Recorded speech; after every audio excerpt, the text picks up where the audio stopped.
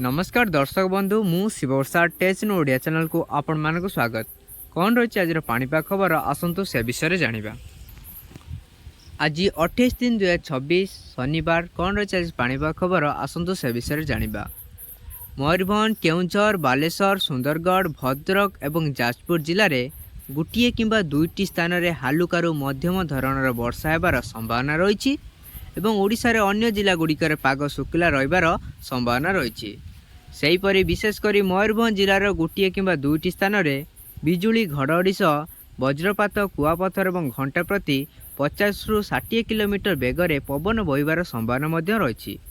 सेहीपरि yellow warning रही जिलागुड़िक मध्यरु बालेश्वर, भद्रक और जाजपुर जिले में गोटे किंबा दुईटी स्थान में बिजुली घड़घड़ी सह वज्रपात और घंटा प्रति 40 ରୁ 50 किलोमीटर बेगर पवन बहिबार संभावना अच्छी।